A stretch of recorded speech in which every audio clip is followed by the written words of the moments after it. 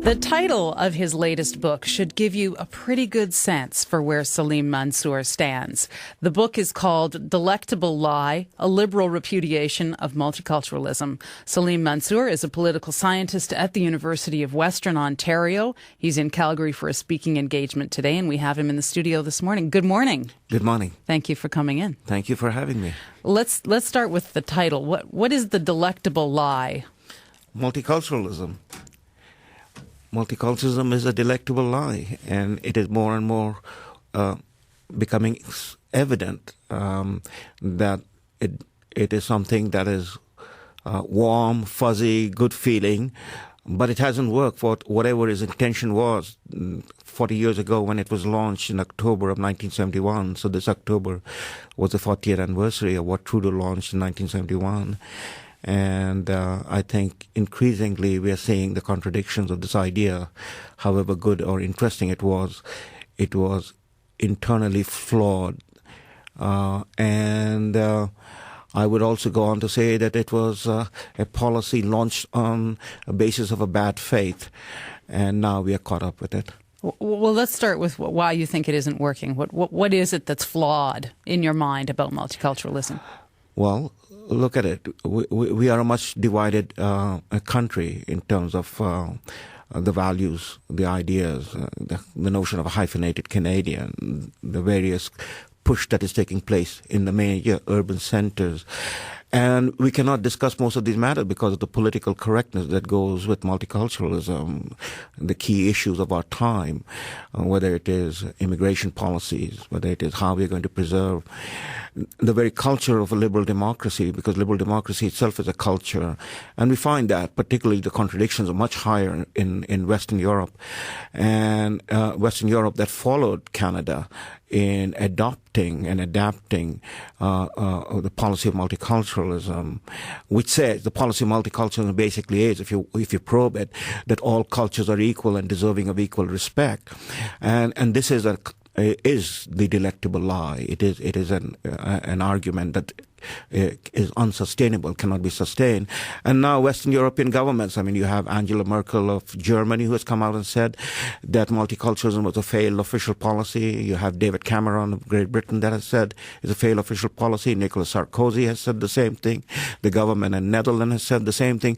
We in Canada might still want to feel warm and fuzzy because we are a cold country, and the idea that, we can just walk down the street and have ethnic food and ethnic music and so on and so forth, or cultural, and this is all great and nice and dandy. But that's not the issue. The issue is that what does multiculturalism and the basis of this idea that all cultures are equal and deserving of equal respect does ultimately to the culture of liberal democracy. Liberal democracy itself is a culture.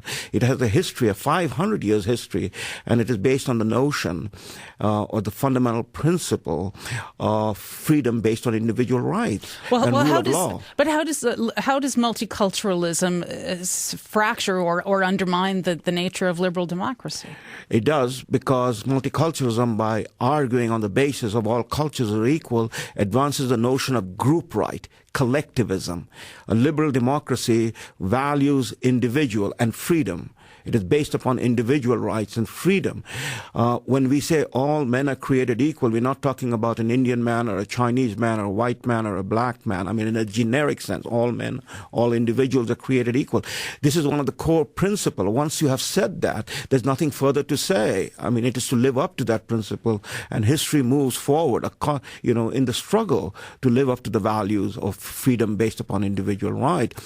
The moment you start pushing the argument, which is what multiculturalism is, pushing the argument of all cultures are equal, it was fine and dandy, but 9/11 was the pivotal point, and after 9/11, this decade, we are now seeing it, that multiculturalism opens up the door to the arguments which we are now confronted with, particularly in Europe, and it's coming in Canada. The argument for, say, pushing Sharia as a law. The argument of, the collective rights that the Muslims or the other communities are asking for. So what do we have? We have a sort of hollowing out of liberal democracy, and that's where we're heading. We are having a situation of group identity, of group enclaves. In Europe, we have a situation of no-go zones taking place. And this is, in a sense, the unraveling of liberal democracy and our freedom.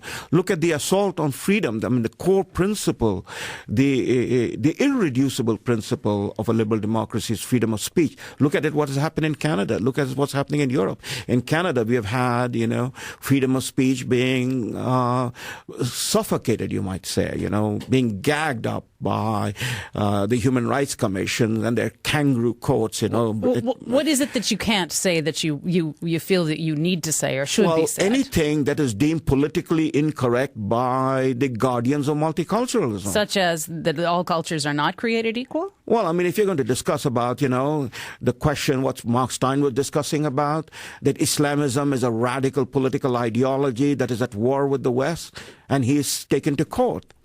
Now, this is a genuinely serious argument to discuss.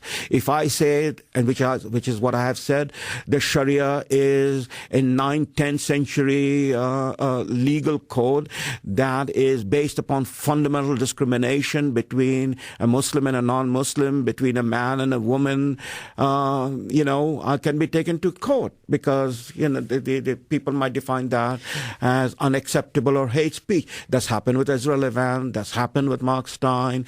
It's happening in Europe. So freedom of speech is under assault. We cannot discuss some of the critical issue in our domestic policy or our foreign policy. And people can see that, there is a very aggressive agenda on part of people who are pushing for collective identity as opposed to what is a liberal democracy, which is based upon individual right, as I say. What evidence do you see, though, that collective identity is gaining dominance? I mean, if you look at the example of Sharia law, I mean, there have been attempts to bring in Sharia law in Canada, in parts of Canada, but so far they haven't been successful, have they? Well, they haven't been successful because the counter forces have resisted it. So Canadian values do win out still in some. Well, only in the sense that we found that we could stop it in Ontario. We were on the brink of it. But I can also indicate to you that the push is such a nature that our politicians who are not leaders, who are followers, might adapted just as multiculturalism was adapted. It was, as I said, a bad faith policy. There's no basis to have adapted this policy. It was done, if you go back, and I discuss all of this historically, with Mr. Pierre Trudeau's political results in the 1972 election, where he almost lost the election, and so he turned around and pushed the idea, among other things, he pushed the idea of multiculturalism as a way for the Liberal Party to consolidate its vote of the ethnic community in ridings where the marginal vote would be the most important vote. And that's how for the next 30 years the Liberal Party dominated the politics in this country. Now, if the people are going to push, it's always a core group of people who are interested in their agenda. They're going to push. The larger community doesn't know, doesn't understand, and the politicians might well go ahead. Look, also, the Constitution, the Canadian Constitution, Charter of Rights and Freedom, entrenches the notion that the multicultural value must be taken care of, which is a group identity value. So we have been having debate about, identifying, in the case of women, burqa, niqab. All of these are taking place in our urban center. How we are going to tackle with this problem is something left to be seen. In Europe, we have seen what is happening. And so Europe is, in a sense, a warning to us in Canada, the direction we are headed. Well, Mr. Mansour, it's a big debate. I wish we had more time to talk about it, but thank you so much for coming in. Thank you for having me. Salim Mansur is the author of Delectable Lie, A Liberal Repudiation of Multiculturalism. He's speaking at noon today at the University of Calgary's School of Public Policy. What do you think? Do you have anything to tell us? Our email address is eyeopener@cbc.ca, or you can drop us a line at 403-521-6200.